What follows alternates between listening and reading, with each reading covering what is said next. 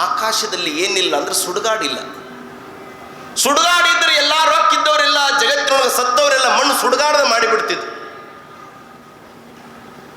ಸಮುದ್ರದಲ್ಲಿ ಮುತ್ತು ಅದ, ನೀರದ, ಉಸುಗದ ಎಲ್ಲ ಅದ. ಸಮುದ್ರದೊಳಗೆ ಏನಿಲ್ಲ ಅಂದ್ರೆ ಸಿಹಿ ನೀರಿಲ್ಲ. ಭೂಮಿಯೊಳಗೆ ಎಲ್ಲಾ ಹಣ್ಣುಗಳನ್ನು ಬೆಳೆಯುವ, ಎಲ್ಲಾ ತರಕಾರಿಗಳನ್ನ, ದವಸ ಧಾನ್ಯಗಳನ್ನ ಬೆಳೆಯುವ ತಾಕತ್ತು ಭೂಮಿ ತಾಯಿಗದ. ಆದ್ರೆ ಭೂಮಿ ತಾಯಿ ಹತ್ರ ಒಂದಿಲ್ಲ, ಏನಿಲ್ಲ ಅಂದ್ರೆ ನಾಚಿಕೆ ಅನ್ನೋದು ಭೂಮಿಗಿಲ್ಲ. ಯಾಕಂದ್ರೆ ಈ ಭೂಮಿ ತಾಯಿ ಪಾಪಿ, ಕೋಪಿ, ಅಸತ್ಯವಂತ, ಅನೀತಿವಂತ, ಅಧರ್ಮವಂತ ಎಲ್ಲರನ್ನ ಹೊತ್ತುಕೊಂಡ ಮಹಾತಾಯಿ ಅಂದ್ರೆ ಭೂಮಿ ತಾಯಿ. ಆದರೆ ಹಾನಗಲ್ ಕುಮಾರಜ್ಜೋರ ಹತ್ರ ಸಮಾಜ ಸೇವಾ ಫಲ ಇತ್ತು, ಪಂಚಾಕ್ಷರಜ್ಜೋರ ಹತ್ರ ಅಖಂಡ ಬ್ರಹ್ಮಚರ್ಯದ ದಿವ್ಯ ಘನತೇಜ ಇತ್ತು, ಪುಟ್ಟರಾಜಜ್ಜೋರ ಹತ್ರ ಇವರೀರ್ವರ ಆಶೀರ್ವಾದ ಇತ್ತು, 97 ವರ್ಷದ ಪೂಜಾ ಫಲ ಇತ್ತು. ಆದರೆ ಇವರು 3 ಮಂದಿ ಹತ್ರ ಏನಿರಲಿಲ್ಲ ಅಂದ್ರೆ ನಾ ಅನ್ನೋದು ಇರಲಿಲ್ಲ. ಅದಕ್ಕೆ ಜಗತ್ತಿನೊಳಗೆ ಅವರು ಇನ್ನೂ ಸಹಿತ ಬೆಳಗ್ತಾ ಇದ್ದಾರೆ. ಇಷ್ಟೆಲ್ಲ ಇದ್ರೂ ಸಹಿತ ಅವರೆಂದೂ ಸಹಿತ ನಾ ಮಾಡೀನಿ ಅಂತ ಅನ್ನಲಿಲ್ಲ. ಅಜ್ಜೋರ ಬಸವ ಪುರಾಣವನ್ನು ನೀವು ನೋಡಿಬಿಟ್ರೆ, ಹಿಂದಿ ಒಳಗೆ ಬರೆದಂಥ ಬಸವ ಪುರಾಣ ಒಂದು ನುಡಿಯನ್ನು ಅಜ್ಜೋರು ಭಾಳ ಚಲೋ ಬರೀತಾರೆ. ಚೋಟೋ ಮೇ ಚೋಟಾ ಹೂ ಕ್ಯಾ ಹಾಯಿ ಆಂಕ್ ಬಿ ಮುಜೆ ನಹಿ, ಪುಟ್ರಾಜ ನಾಮ ಸಾರ್ಥಕ ಮೇರಾ ಮಹಿ ಚಾಹತಾ ಹೂ ಗುರು ಬಲ ಹೈ. ನಾನು ಸಣ್ಣವರೊಳಗೆ ಸಣ್ಣವ, ನನಗೇನು ಗೊತ್ತಾಗ್ತದ್ರಿ, ನನ್ನ ಕಣ್ಣು ಇಲ್ಲದವ.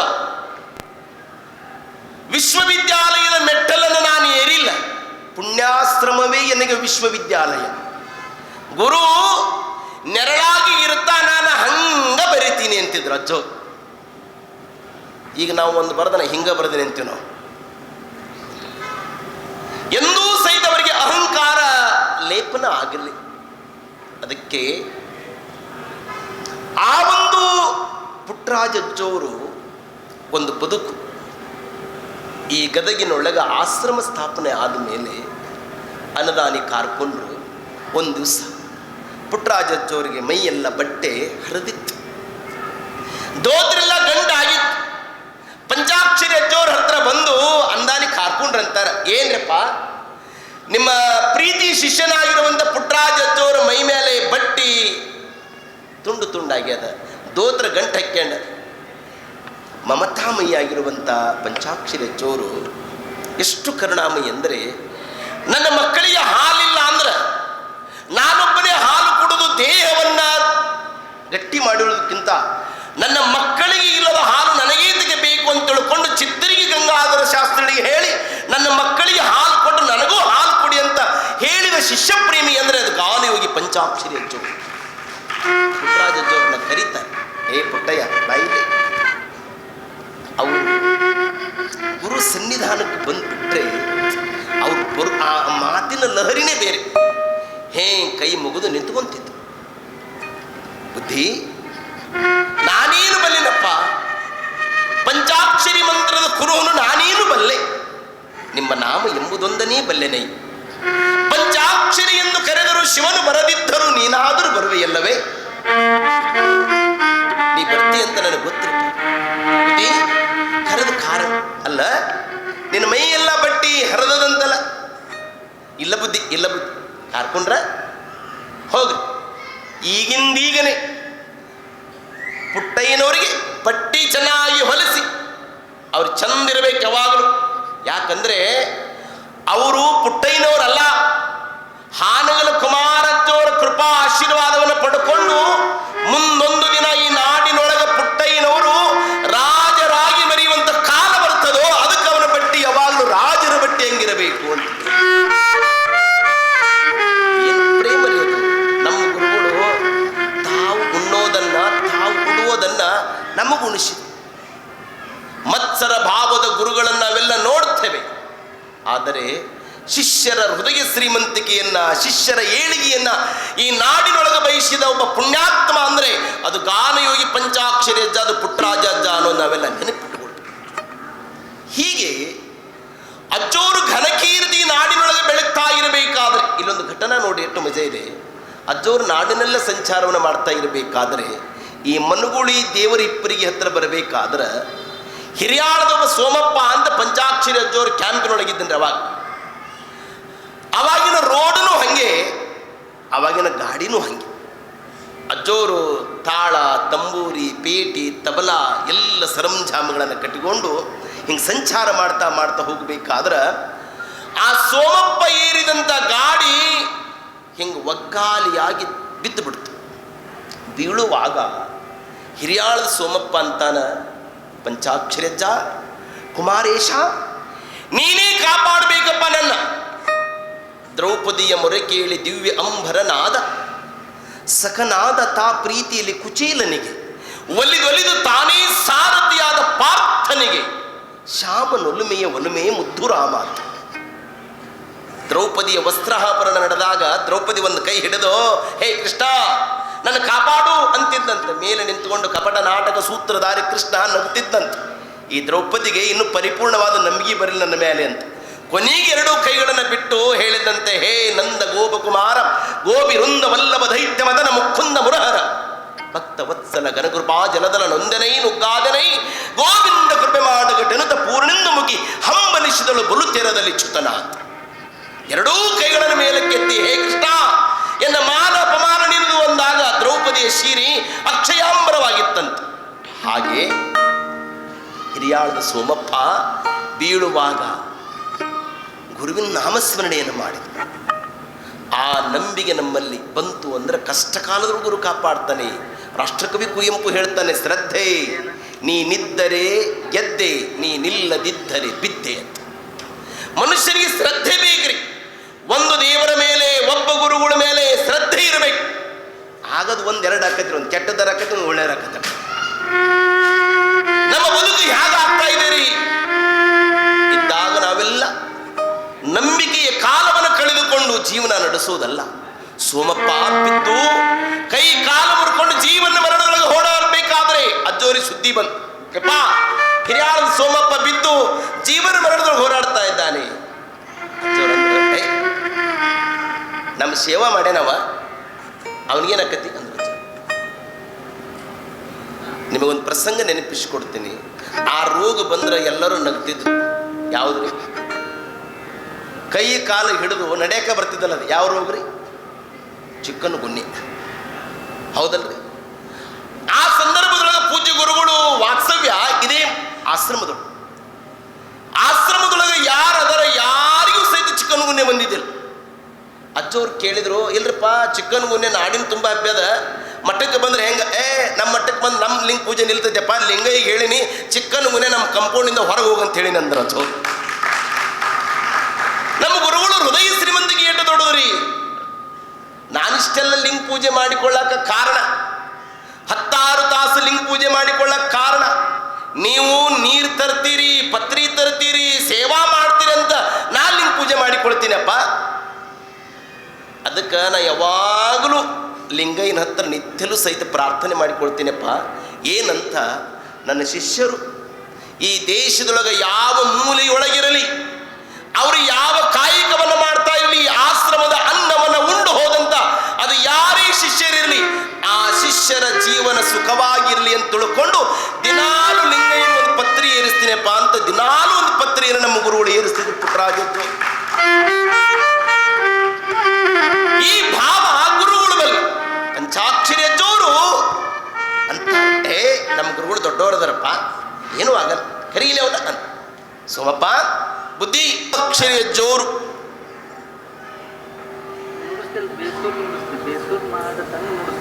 ಸಾವಧಾನದಿಂದ ಸಂಗೀತ ಲೋಲರಾಗಿ ಶುಲ್ಕವಿಲ್ಲದೆ, ಇಲ್ಲಿ ಎಷ್ಟು ಚಲೋ ಪದ ಬಳಸ್ತಾರೆ ನೋಡ್ರಿ ಸದಾಶಿವ ಕವಿಗಳು. ಶುಲ್ಕವಿಲ್ಲದೆ ಅಂದ್ರೆ ದುಡ್ಡು ಇರ್ಲಾರ್ದಂಗ ಯಾವ ಶಿಷ್ಯರು ಬಂದರೂ ಸಹಿತ ವಿದ್ಯೆ ಉಚಿತವಾಗಿ ಕೊಡ್ತಿದ್ರಿ. ಈಗ ಕಲಸೋದು ಚಾರಣೆ, ಬಡ್ಕೊಳ್ಳೋದು ಬಾರಣೆ ಏನ್ರಿ? ಒಂದು ಈಟು ಕಲಿಸಿರ್ತಾರ, ಏನು ಬಾರಣೆ ಬಡ್ಕೊಂಡು ಹೋಗ್ಬಿಡೋದು ಆ ಕಡೆ. ಗುರುಗಳು ಎಷ್ಟು ವಿದ್ಯೆಯನ್ನು ಕೊಟ್ಟರು ಸಹಿತ, ಅದಕ್ಕೆ ಅಜ್ಜೋರು ಸುಪ್ರಭಾತದೊಳಗೆ ಬರೆದಿದ್ದಾರೆ, ಅನಾಥಾಶ್ರಮ ಎಲ್ಲಿದೆ, ಹಣದ ಆಸೆಗೆ ಮಾಡಲಿಲ್ಲ, ಸುಗುಣಿಗೆ ಮತ್ಸರಿಸಲಿಲ್ಲ, ಸ್ವಾರ್ಥಕ್ಕಾಗಿ ಬಾಳಲಿಲ್ಲ, ಅಪಕೀರ್ತಿಯ ಹೊಂದಲಿಲ್ಲ, ಸ್ತ್ರೀಪಾಕವ ಮುಟ್ಟಲಿಲ್ಲ, ಯಂತ್ರವಸ್ತ್ರ ಧರಿಸಲಿಲ್ಲ, ಪರದೌಷಧಿಯ ಕೊಳ್ಳಲಿಲ್ಲ. ಯಾರು? ಗಾನವಿ ಪಂಚಾಕ್ಷರಿ ಅಜ್ಜೋರು. ಹಣಕ್ಕೆಂದು ಸಹಿತ ಆಸೆನೇ ಮಾಡಲಿಲ್ಲರಿ ಅವರು.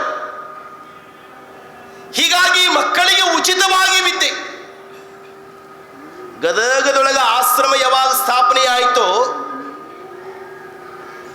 ಸುತ್ತಲೂ ಭಾಗದೊಳಗಿಂದ ಸಹಿತ ಜನಗಳೆಲ್ಲ ತಂದೆ ತಾಯಿಗಳಿಗೆ ಬೇಸರ ಆದವರು. ನಾ ಹೇಳೋ ಪದ ನೆನಪಿಟ್ಟುಕೊಡ್ರಿ, ತಂದೆ ತಾಯಿಗಳಿಗೆ ಬೇಸರ ಆದವರು, ಊರಿಗೆ ಬ್ಯಾಸರ ಆದವರು, ಮಂದಿ ಚೀ ತೀ ಚೀ ತೂ ಅಂತ ಊರಾಗ ಅಂತಿದ್ರು. ಅಂಥವ್ರು ತಗೊಂಬಂದು ಹೆತ್ತವರಿಗೆ ಹೊತ್ತವರು ಭಾರ ಆದಾಗ ಎತ್ತಿ ತಂದು ಒಗದಿದ್ದು ಎಲ್ಲಿಗೆ ಅಂದ್ರೆ ಗದಗಿನ ವೀರೇಶ್ವರ ಪುಣ್ಯಾಶ್ರಮಕ್ಕೆ. ಹೆತ್ತವರಿಗೆ ಭಾರ ಆದ್ರು ಅಂತ ಮಕ್ಕಳನ್ನ ಎತ್ತು ಒಗದ್ರು. ನೆನಪಿಟ್ಟುಕೊಡ್ರಿ, ತಂದೆ ತಾಯಿಗೆ ಬ್ಯಾಸರ ಆದವರು, ಊರಿಗೆ ಬ್ಯಾಸರ ಆದವರನ್ನ ಪುಣ್ಯಾಶ್ರಮದ ಅಂಗಳದೊಳಗ ಪ್ರಸಾದವನ್ನು ಮಾಡಿಸಿ ಗುರುಗಳು ಈ ನಾಡಿಗೆ ಕಲಾ ಸಾಮ್ರಾಜ್ಯವನ್ನು ಆಳ್ಲಿಕ್ಕೆ ನಮ್ಮನ್ನು ದೊರೆಗಳನ್ನಾಗಿ ಮಾಡಿದ್ರಲ್ಲ, ಆ ಗುರುವಿನ ನೆಟ್ಟ ಸ್ಮರಣೆ ಮಾಡಬೇಕು ನಾವು. ಹೇಳಿದ್ರು ಈ ಎಲ್ಲ ಕೀರ್ತಿ ವಾರ್ತೆ ಎಲ್ಲಾ ಕಡೆ ಪಸರಿಸ್ತಿರಬೇಕಾದರೆ ನೆರೆಹಳ್ಳಿಯಾಗಿರುವಂಥ ಹೊಂಬಳ ಬರಗಾಲ ಸಂದರ್ಭ, ಕಿತ್ತು ತಿನ್ನುವಂತ ಬರಗಾಲ, ಅನ್ನಕ್ಕಾಗಿ ಹಾಕಾರ ನಡೆದಿರಬೇಕಾದರೆ ಮಕ್ಕಳಿಂದಲೂ ಸಹಿತ ಹೆಚ್ಚಿಗೆ ಮಮಕಾರದಿಂದ ಪ್ರೀತಿಸುವಂತ ದನಕರಗಳಿಗೆ ಅನ್ನವಿಲ್ಲ. ರೈತನ ಗೋಳು ಕೇಳೋರು ಯಾರು? ಒಕ್ಕಲಿಗೆ ನೊಕ್ಕಿದರೆ ಎಲ್ಲಾದರಿ. ಈ ವರ್ಷ ನಮ್ಮ ರೈತರೆಲ್ಲರಿಗೂ ಸಹಿತ ಮುಂಗಾರು ಮಳೆ ಹೋಗಿದೆ. ಅಮ್ಮ ತಾಯಂದ್ರೆ ಅಲ್ಲಾರ ಮಾತಾಡೋ ಗಪ್ ಕುಂದಿರ್ಬೇಕ್ರಿ ಅಮ್ಮ, ಯಾವ ಗಪ್ ಕುಂದ್ರೆ ಮತ್ತೆ ಆಯ್ತಾಯ್ತು. ಇವು ಆಧಾರ್ ಕಾರ್ಡ್ ಫ್ರೀ ಆದ್ಮೇಲೆ ಕಂಡಪಟ್ಟಿ ಗದ್ದಲ ಎಲ್ಲ ಕಡೆ ಗಪ್ ಕುಂದ್ರಿ. ಬರಗಾಲ ಸಂದರ್ಭ ಅಮ್ಮ, ನೀರಿಗಾಗಿ ಹಾಕಾರ, ರೈತ ನೊಕ್ಕಿದರೆ ಎಲ್ಲದು. ಅದಕ್ಕೆ ನಮ್ಮ ದೇಶದೊಳಗೆ ಎರಡು ಸಂಸ್ಕೃತಿಗಳದಾವೆ. ಒಂದು ಕೃಷಿ ಸಂಸ್ಕೃತಿ, ಇನ್ನೊಂದು ಋಷಿ ಸಂಸ್ಕೃತಿ. ಋಷಿಯು ಗಿರಿಗೌಮರಗಳಲ್ಲಿ ತಪವ ಮಾಡಿ ನಾಡಿ ಒಳ್ಳೆಯದಾಗಲಿ ಅಂತ ಅನುಭವುದು. ಆದರೆ ಗವಿಯಲ್ಲಿ ಕುಳಿತಂತ ತಪಸ್ವಿಗೂ ಈ ದೇಶವನ್ನ ರಾಷ್ಟ್ರಪತಿಗೂ ಪ್ರಧಾನಮಂತ್ರಿಗೂ ಮುಖ್ಯಮಂತ್ರಿಗೂ ಸಹಿತ ನಿತ್ಯ ಅನ್ನ ಕೊಡುವ ಯೋಗಿ ಅಂದ್ರೆ ಅದು ನಮ್ಮ ರೈತ ಅನ್ನೋ ನಾವೆಲ್ಲ ನೆನಪಿಟ್ಟುಕೊಳ್ಬೇಕು. ಭೂಮಿಗೆ ಲಕ್ಷಾಂತರ ಮಳೆ ಹನಿಗಳು ಬಿದ್ದರೂ ಸಹಿತ ಭೂಮಿ ತಾಯಿ ತೃಪ್ತಿಗೊಳ್ಳೋದಿಲ್ರಿ. ಭೂಮಿ ತಾಯಿಯ ಚೊಚ್ಚಲ ಪುತ್ರ ಅಂದ್ರೆ ರೈತ, ಅದಕ್ಕೆ ಭೂಮಿ ಪುತ್ರ ಅಂತಾರೆ. ಆತನ ಒಂದು ಬೆವರ ಹನಿ ಭೂಮಿ ಒಡಲು ಸೇರಿತು ಅಂದ್ರೆ ಭೂಮಿ ತಾಯಿ ತೃಪ್ತಿಗೊಳ್ತಾಳಂತ. ಒಂದೊಂದು ಬೆಟ್ಟಕ್ಕೂ ಒಂದೊಂದು ಎತ್ತರದ ಶಿಖರ, ಆದರೆ ಒಂದೇ ಒಂದು ಗೌರಿ ಶಂಕರ. ಎರಡು ಹಳ್ಳ ಕೂಡಿದರೆ ಅಲ್ಲೊಂದು ಸಂಗಮ, ಆದರೆ ಒಂದೇ ಒಂದು ಕೂಡಲ ಸಂಗಮ. ಊರೂರಿಗೂ ಗುಡಿ ಮಸದಿ ಇಗರ್ಜಿಗಳು, ಆದರೆ ಅಲ್ಲಲ್ಲಿ ಒಬ್ಬನೇ ಒಬ್ಬ ದೇವರು. ಆದರೆ ಇಷ್ಟೆಲ್ಲ ದೇವರು ಇದ್ರೂ ಸಹಿತ ಎಲ್ಲಾ ದೇವರಿಗೂ ಸಹಿತ ಅನ್ನ ಕೊಡುವ ದೇವರು ಅಂದ್ರೆ ಅದು ರೈತ ನೋಡ್ರಿ. ರೈತ ಇಲ್ಲ ಅಂದ್ರೆ ಏನಕ್ಕಿತ್ತು ಹೇಳ್ರಿ ನೋಡೋಣ. ಬಿಸಿಲೆನ್ನದೆ, ಮಳೆಯೆನ್ನದೆ, ಹಗಲೆನ್ನದೆ, ಮುಳ್ಳೆನ್ನದೆ ಜಗತ್ತಿನೊಳಗೆ ಎಲ್ಲರಿಗೂ ರಿಟೈರ್ ಮಾರ್ಗ ಬಿಟ್ಟಡೆ ಜಗವ ಎತ್ತಣ ಸಾಗುವುದ್ರಿ. ಹೇಳಿ ನೋಡೋಣ. ಕೈತಪ್ಪಿ ಕೆತ್ತಲು ಕಾಲಿಗೆ ಮೂಲ, ಕೈತಪ್ಪಿ ಕೆತ್ತಲು ಕಾಲಿಗೆ ಮೂಲ, ಬಾಯ್ತಪ್ಪಿ ನುಡಿಯಲು ಹಲ್ಲಿಗೆ ಮೂಲ, ಋತಹೀನನ ನೆನೆಯಲು ಕರ್ಮಕ್ಕೆ ಮೂಲ, ಕರ್ಮಹರ ಕಾಳೇಶ್ವರ. ಬಾಚಿ ಕಾಯಕವನ್ನ ಮಾಡುವ ಬಿಬ್ಬಿ ಬಾಚರಸನ ಹೆಂಡತಿ ಕಾಳುವೆ ಹೇಳ್ತಾಳೆ. ಗಂಡ ಹಿಂಗ ಕೆತ್ತಿದ್ದ ಬಾಚಿ ಬಂದು ಕಾಲಿಗೆ ಬಿತ್ತು, ಕಾಳವೆ ಬಾಚಿ ಬಂದು ಕಾಲಿಗೆ ಬಿದ್ದದ, ಸ್ವಲ್ಪ ಅರಿಶಿನ ಎಣ್ಣೆ ತೆಗೆದುಕೊಂಡು ಬಾ ಅಂದ್ರೆ ಅಕಿಯಂತ ಶ್ರೀಮತಿ ರೀ. ಶ್ರೀ ಅಂದ್ರೆ ಸಂಪತ್ತು, ಮತಿ ಅಂದ್ರೆ ಬುದ್ಧಿ. ಗಂಡನಿಗೆ ಬುದ್ಧಿ ಹೇಳೋಳು ಶ್ರೀಮತಿ. ಅವಳಂತಾಳ ಬಾಚಿ ಕಾಲಿಗೆ ಬಿದ್ದದ್ರಿ. ಹೌದ್ರಿ. ಕೈ ತಪ್ಪಿ ಕೆತ್ತಲು ಕಾಲಿಗೆ ಮೂಲ ವಚನ ಅಂದಳ್ರಿ. ಕೈ ತಪ್ಪಿ ಕೆತ್ತಲು ಕಾಲಿಗೆ ಮೂಲ, ಬಾಯಿ ತಪ್ಪಿ ನುಡಿಯಲು ಹಲ್ಲಿಗೆ ಮೂಲ, ಋತಹೀನನ ನೆನೆಯಲು ಆಚಾರಿಲ್ಲ ವಿಚಾರಿಲ್ಲ ಏನು ಇಲ್ಲದವನ ನೆನೆದ್ವಿ ಅಂದ್ರೆ ನೇರವಾಗಿ ನರಕಕ್ಕೆ ಹೋಗ್ತೀವಿ ಅಂತ 1000 ವರ್ಷಗಳಿಂದ ಬರೋದವಳು ಒಬ್ಬ ಹೆಣ್ಮಗಳನ್ನು ನಾವೆಲ್ಲ ನೆನಪಿಟ್ಟುಕೊಳ್ಬೇಕು ನೋಡಿ. ಹಾಗೆ ರೈತನಿಗೆ ಭಾಷೆ ಕೊಟ್ಟ ಮಳೆ ವರುಣದೇವ ಮುನುದ. ಈಗೆಲ್ಲ ಮಳೆ ಹೋಗಿದೆ, ಎಲ್ಲಾ ಕಡೆ ಕಟ್ಟೆ ಮದುವೆ ನಡೆದದೆ. ಯಾರೋ ಮೇಷ್ಟ್ರು ಕೇಳಿದ್ರು, ತಮ್ಮ ಯಾಕೆ ಲೇಟೋ ಅಂತ. ಏನು ಸರ ಮಳಿ ಹೋಗ್ಯದ್ರಿ. ಮಳಿ ಹೋದ್ರೆ ಏನಾಯ್ತು, ಶಾಲೆಗೆ ಬರೋದು ಇಲ್ರಿ. ನಮ್ಮ ಊರಾಗ ಎಲ್ಲರೂ ಕತ್ತಿ ಮದುವೆ ಮಾಡಾಕತ್ತಿದ್ರು. ಮಳಿ ಬಂದೇನು, ಎಲ್ಲಿ ಕತ್ತಿ ಮದುವೆ ರೀ, ಕತ್ತಿ ಮದುವೆ ಮಾಡಿದ್ರು ಮಳೆ ಬರಲ್ರಿ. ಯಾಕ? ಅವು ಮದುವೆ ಆಗಿದ್ದು ಕತ್ತಿ ಅಲ್ರಿ, ನಮ್ಮ ಅಕ್ಕ ನಮ್ಮ ಮಾವ್ರಿ ಅಂದವ. ನಾ ಹೇಳೋದು ಘಟನಾ ನೆನಪಿಟ್ಟುಕೊಡ್ರಿ. ಭಾವ ಸುತ್ತಿದ್ರ ಭಾಗ್ಯಕ್ಕೇನು ಕೊರತೆರಿ? ಪುರಾಣ ಮಂಗಲದ ಸಂದರ್ಭ ಪುಟ್ಟರಾಜ ಅಜ್ಜೋರು ಒಂದು ಮಾತಂದ್ರೆ ಪಂಚಾಕ್ಷರಿ ಅಜ್ಜೋರಿಗೆ, ಯಪ್ಪಾ ಜನಗಳೆಲ್ಲ ದಾಸೋಹ ನಡೆಸಿದ್ದಾರೆ, ಅದ್ದೂರಿಯಾಗಿ ಪುರಾಣ ನಡೆಸಿದ್ದಾರೆ. ಮಳಿ ಬಂದ್ರೆ ಬಹಳ ಚಲೋ ಆದೀತು, ಭಕ್ತರಿಗೆ ಆನಂದ ಆದೀತು. ನಾವಿಷ್ಟೇ ಪ್ರಾರ್ಥನೆ ಮಾಡಿಕೊಳ್ಳೋಣ, ಈ ನಾಡಿಗೆ ಈ ಸದ್ಯ ನಮಗೆ ಮಳಿ ಬೇಕಾಗಿದೆ. ಪಂಚಾಕ್ಷರಜ್ಜ, ಪುಟ್ಟರಾಜಜ್ಜ, ಕುಮಾರೇಶ, ನಿನ್ನ ತೇರನ್ನು ಎಳೆಯುವ ಸುಯೋಗ ನಮ್ಮದು. ನಮ್ಮ ಬದುಕಿನ ತೇರು ಎಳೆಯೋದು ನಿನ್ನ ಆಶೀರ್ವಾದಯಪ್ಪ ಅಂತ ಬೇಡಿಕೊಂಡು ಬಿಟ್ರೆ ಸಾಕ್ರಿ. ನಾವು ಊರು ಮುಟ್ಟೋದ್ರೊಳಗೂ ಸಹಿತ ಮಳೆ ಕೊಡುವಂಥ ತಾಕತ್ತಿನ ಗುರುದೇವ ಅದು ನಮ್ಮ ಗುರು. ಪುಟ್ಟರಾಜಜ್ಜೋರು ನುಡಿ ಕೇಳಿ ಅಜ್ಜೋರಂದ್ರು, ಕುಮಾರೇಶ ದೊಡ್ಡವದನಪ್ಪ, ಆತನ ಕೃಪೆ ಆಯಿತು ಅಂದರೆ ಎಲ್ಲ ಆಗ್ತದ ಅಂತ ತಿಳ್ಕೊಂಡು ಹೊಂಬಳ ಊರನ್ನು ಬಿಟ್ಟು ರೈಲ್ವೆ ಸ್ಟೇಷನ್ನಿಗೆ ಬಂದು ಗದಗ ಬರ್ಬೇಕಲ್ಲ ಅಜ್ಜೋರು. ಆ ಹೊಂಬಳ ಸ್ಟೇಷನ್ಗೆ ಬರೋದ್ರೊಳಗನ ಇಡೀ ಹೊಂಬಳ ಅಲ್ಲ, ಸುತ್ತಲೂ ಸಹಿತ ಮಳಿ ರಪಾ ರಪಾ ರಪ ಹೊಡೆದು ಬಿಟ್ರೆ ಕೆರೆ ಹೊಳೆಯ ಎಲ್ಲವೂ ಸಹಿತ ಏಕಾಕಾರವಾಗಿ ಹೋಗಿಬಿಟ್ಟು ಹೊಂಬಳ ಜನತೆ ಅಂತಿದ್ರು. ಗಾನಯೋಗಿ ಪಂಚಾಕ್ಷರಜ್ಜನ ಕೃಪೆಯಿಂದ ನಮ್ಮ ಊರಿಗೆ ಮಳೆ ಬಂತು ಅಂತ ತಿಳ್ಕೊಂಡು ಪಂಚಾಕ್ಷರಜ್ಜರು ಗುಣಗಾನವನ್ನು ಮಾಡ್ತಾರೆ.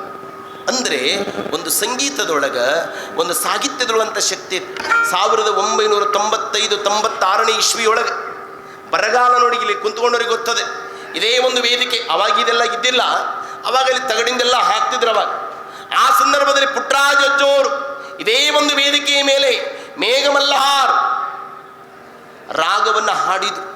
ಅದನ್ನು ಹಾಡುವುದರ ಜೊತೆಗೆ ಹಾರ್ಮೋನಿಯಂ ನುಡಿಸಿದ್ರು, ವೈಲನ್ನು ನುಡಿಸಿದ್ರು, ಸಾರಂಗಿ ನುಡಿಸಿದ್ರು, ವೀಣಾ ನುಡಿಸಿದ್ರು.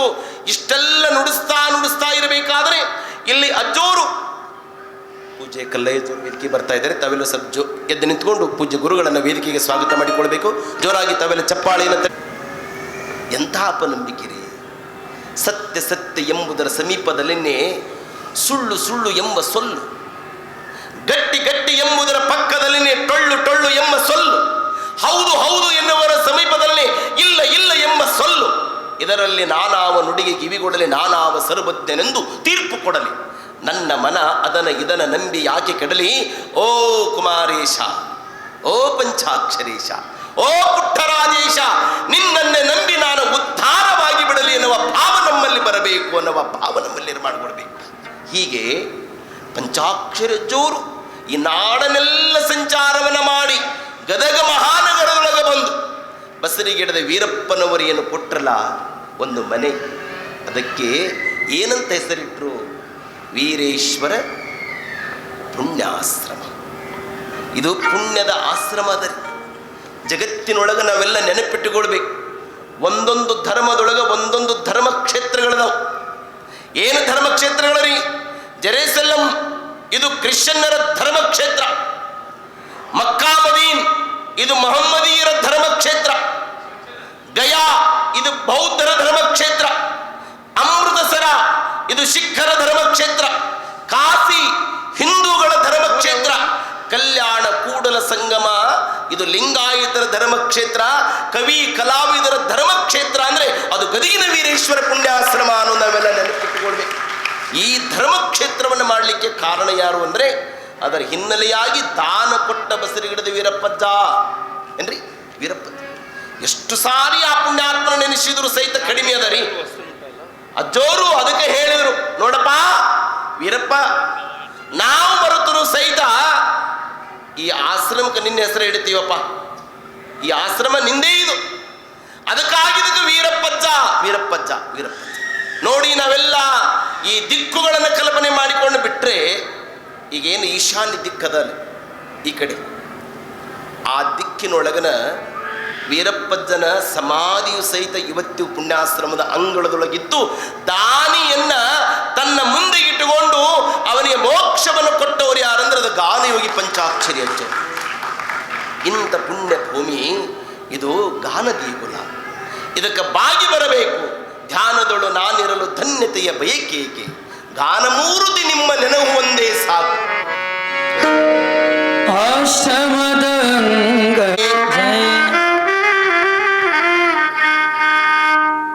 ಪುರಾಣದೊಳಗೂ ಸಹಿತ ಆ ಪವಾಡ ಸಿಕ್ಕಿಲ್ರಿ ಅದು. ಈ ಪವಾಡ ಬಹಳ ವಿಶೇಷವಾಗಿರುವಂಥದ್ದು. ಇದನ್ನು ಸ್ವಲ್ಪ ಎಲ್ಲರೂ ನಾವು ಕೇಳಬೇಕು. 1939 ಇಸ್ವಿಯೊಳಗೆ ಬಾಗಲಕೋಟೆ ಜಿಲ್ಲೆ ಬದಾಮಿ ತಾಲೂಕಿನೊಳಗೆ ಬೇಲೂರು ಅಂತ ಬರ್ತದೆ ಒಂದು ಊರು. ಅಲ್ಲಿ ಹಾಲಕೇರಿ ಅನ್ನದಾನ ಮಹಾಶಿವಗಿಗಳ ಒಂದು ಶಾಖಾ ಮಠ, ಅದು ಅನ್ನದಾನ ಶಿವಗಿಗಳ ಶಾಖಾ ಮಠ. ಅಲ್ಲಿ ಬೆತ್ತದಜ್ಜವರು ಅಂತ ಆಗಿ ಹೋಗ್ತಾರೆ. ಅವ್ರು ನಾಳೆಗೆ ಬರ್ತಾರೆ, ಪಂಚಾಕ್ಷರಜ್ಜವ್ರ ಹತ್ರ ಕೊನೆಯ ಅವಸ್ಥೆಯೊಳಗೆ ಬರ್ತಾರೆ. ಅವರು ಶ್ರಾವಣ ಮಾಸದೊಳಗೆ ಪುರಾಣವನ್ನು ಏರ್ಪಡಿಸಬೇಕು. ಎಷ್ಟು ದಿವಸ ರೀ? 45 ದಿವಸ. ಪುರಾಣ ಹೇಳೋರು ಯಾರು? ಹುಲ್ಯಾಳ ಶಂಭುಲಿಂಗ ಶಿವಾಚಾರ್ಯ, ಪ್ರಕಾಂಡ ಪಂಡಿತರು, ವಿದ್ವನ್ಮಣಿಗಳು, ವಿದ್ವತ್ ವಿಶಾರದರು. ಅವರೆಂಥ ಗುರುನಿಷ್ಠೆ ಅಂದರೆ ಅವರು ಒಟ್ಟಾರೆಯಾಗಿ ಪಟ್ಟದೇವರೊಳಗ ಬಹಳ ಗಟ್ಟಿ ಪಟ್ಟದೇವರು, ವಿರಕ್ತರನ್ನು ಸಹಿತ ಮಾತನಾಡಿಸ್ತಿದ್ರು ಅಂಥವ್ರು ಅವರು. ಈ ಸಮಯ ಭೇದಗಳನ್ನು ಹೇಳಿ ಕೇಳಿ ಮುರಿದವರು ಯಾರಂದ್ರೆ ಹಾನಗಲ್ ಕುಮಾರಜ್ಜವರು. ನಾವೆಲ್ಲ ನಾಮಾವಳಿ ಒಳಗೆ ಅಂತೇವಲ್ಲ, ಸಮಯ ಭೇದಗಳನ್ನು ಹೇಳಿ ಕೇಳಿ ಮುರಿದಿ ನೀನೆ ಗುರುಕುಮಾರ. ಯಾಕೆ ಕುಮಾರಜ್ಜವರು ಮುರಿದ್ರು ಅಂದರೆ, ಅವರು 1905 ಇಸ್ವಿಯೊಳಗ ಎಕ್ಕಂಡಿ ಮುರುಗೇಂದ್ರ ಶಿವಗಿಗಳ ಕೈಯಿಂದ, ಅಂದರೆ ಅವರು ಮುರುಘಾಮಠದ ಸಂಪ್ರದಾಯದವರು, ಅವ್ರ ಕಡೆಯಿಂದ ಹಾವೇರಿ ಶಿವಬಸವ ಮಹಾಸ್ವಾಮಿಗಳಿಗೆ ಅಧಿಕಾರವನ್ನು ಕೊಡಿಸ್ತಾರೆ. ಅಂತ ಒಂದು ಗುರುನಿಷ್ಠೆಯನ್ನು ಇಟ್ಟುಕೊಂಡಂಥವರು ಹುಲ್ಯಾಳ ಶಂಭುಲಿಂಗ ಶಿವಾಚಾರ್ಯರು.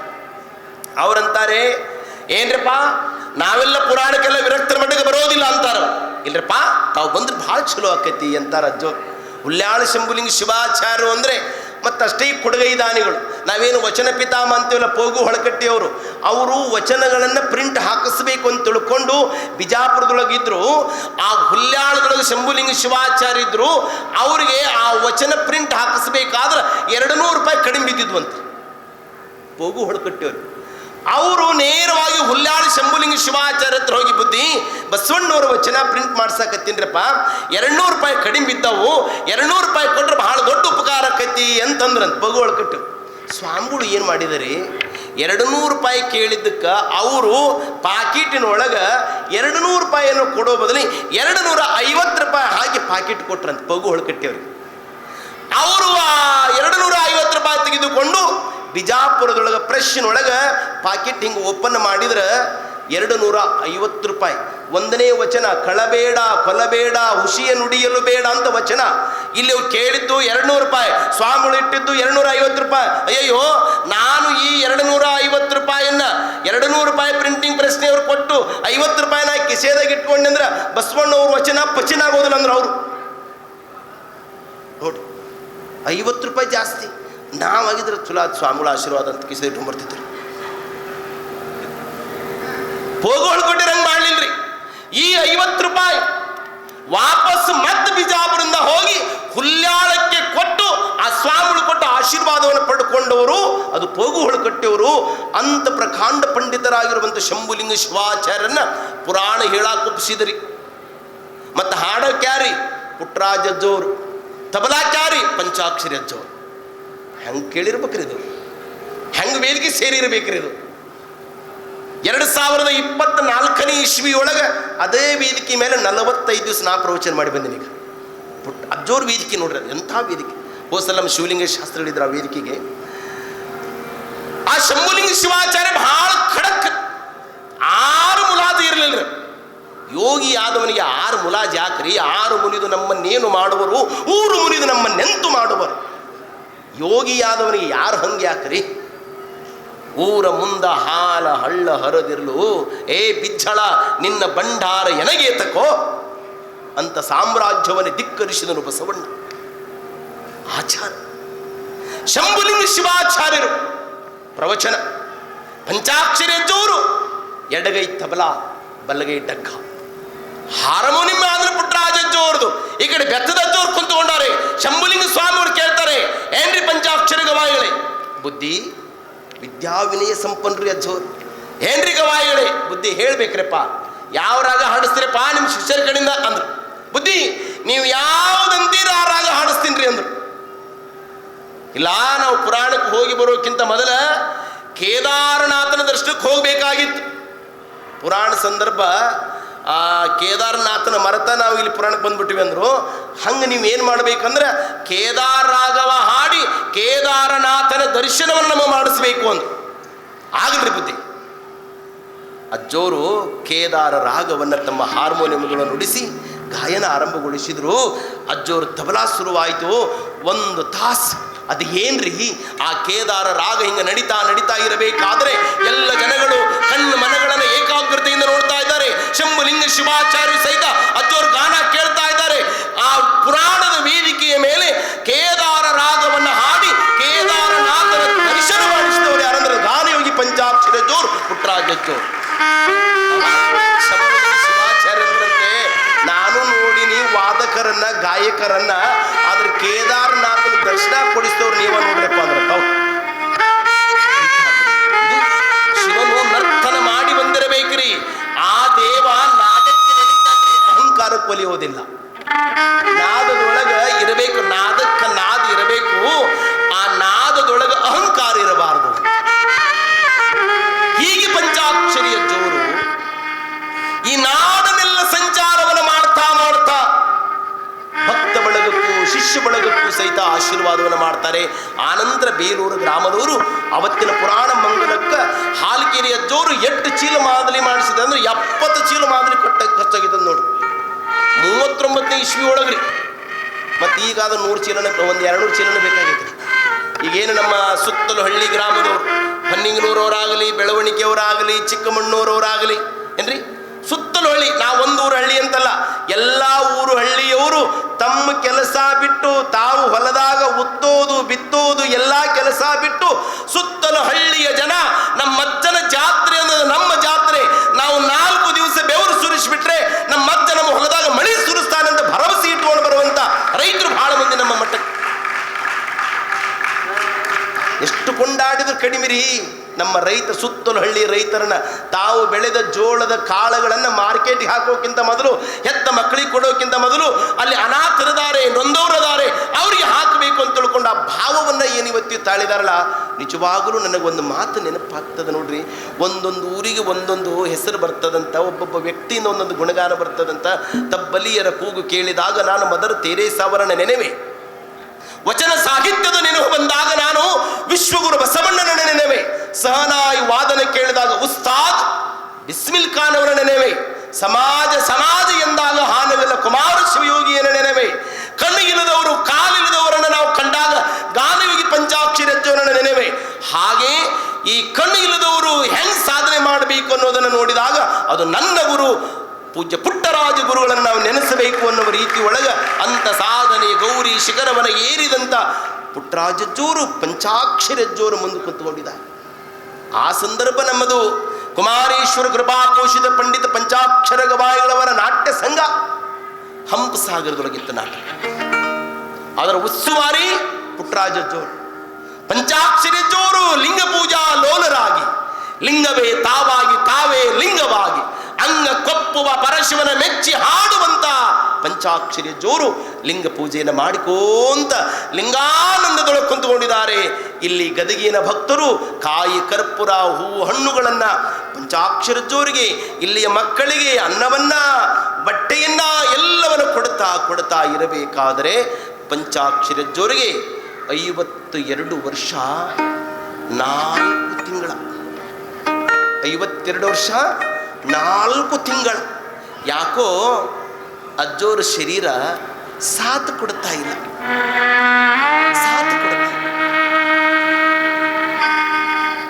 ಅಜ್ಜೋರ ಶರೀರದೊಳಗೆ ಸ್ವಲ್ಪ ವ್ಯತ್ಯಾಸ ಅನಿಸ್ತು.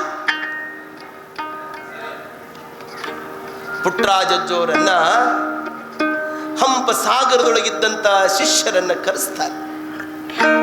ಪುಟ್ಟರಾಜಜ್ಜೋರೇ, ಪಂಚಾಕ್ಷರಜ್ಜೋರು ತಮ್ಮನ್ನು ಕರೀತಾ ಇದ್ದಾರೆ, ತಾವು ಬರಬೇಕು. ಗುರುವಾಣಿ ಎಂದರೆ ಶಿವನ ವಾಣಿ, ಅವನ ನುಡಿಯೇ ವೇದವಾಣಿ ಏನ್ರಿ. ಅವನ ನುಡಿ ಅಂದ್ರೆ ಗುರುವಿನ ವಾಣಿ, ಅದು ವೇದವಾಣಿ. ತವಕವಿಸುತ್ತಾ ಅಜ್ಜೋರು ಬಂದ್ರು. ಪುಟ್ಟರಾಜಜ್ಜೋರಿಗೆ ಅವಾಗ ವಯಸ್ಸು 30 ವರ್ಷ. ನಾವು ತಾರುಣ್ಯದ ಚಲುವಿಕೆಯ ಉತ್ಸಾಹದ ಭರಣಿಯಾಗಿರುವಂತವರು ಪುಟ್ಟರಾಜಜ್ಜೋರು ಹಂಪ ಅಜ್ಜೋರು ಪಂಚಾಕ್ಷರಿ ಅಜ್ಜೋ. ಪುಟ್ಟಯ್ಯ ಬುದ್ಧಿ ಬಂದಿಯಪ್ಪ, ಬಂದೆ ಬುದ್ಧಿ. ಪುಟ್ಟಯ್ಯ ಹೇಳಿ ಬುದ್ಧಿ. ತಮ್ಮ ಅಂತರಾಳದ ಆ ನುಡಿ ಘಡಣವನ್ನ ನನ್ನ ಕರ್ಣದ್ವಾರಕ್ಕೆ ಹೇಳಿ ಬುದ್ಧಿ. ಪುಟ್ಟಯ್ಯ ಏನು ಇಲ್ಲಪ್ಪ, ಇಲ್ಲಿ ನನಗೆ ಕುಮಾರೇಶ ಕುಮಾರೇಶ ಬಾ ಬಾ ಬಾ ಅಂತ ಕರೀತಾ ಇದ್ದಾರೆ. ಒಂದು ಕ್ಷಣ ಪುಟ್ಟರಾಜಜ್ಜೋರಿಗೆ ಮುಗಿಲು ಹರಿದು ತಲೆಯ ಮೇಲೆ ಬಿದ್ದಂಗಾಯ್ತು. ಸಮುದ್ರ ಉಕ್ಕೇರಿ ಎದೆಗೆ ಬಂದು ಅಪ್ಪಳಿಸಿದಂಗಾಯ್ತು. ಎದೆಗೆ ಚುಚ್ಚಿದಂತಾಗಿ ಒಂದು ಕ್ಷಣ ಸ್ತಂಭೀಭೂತರಾಗಿ ಗಡ ಗಡ ಗಡ ಗಡ ನಡಗಾಕತ್ತಿದೆ. ತಾನೇ ಸುರಿತಾ ಇದೆ. ಬುದ್ಧಿ ಯಾಕೆ ತಮ್ಮ ಕಂಠದೊಳಗ ಸುಖದ ಮಾತುಗಳು ಬರಲಾರ್ದನೆ ದುಃಖದ ಮಾತುಗಳು ಏಕೆ ಬುದ್ಧಿ? ಅಯ್ಯ ಏನು ಇಲ್ಲಪ್ಪ, ಈ ಸಂಸ್ಥೆಯ ಭಾರ ನಿನ್ನ ಕೊರಡಿ ಐತೆಪ್ಪ.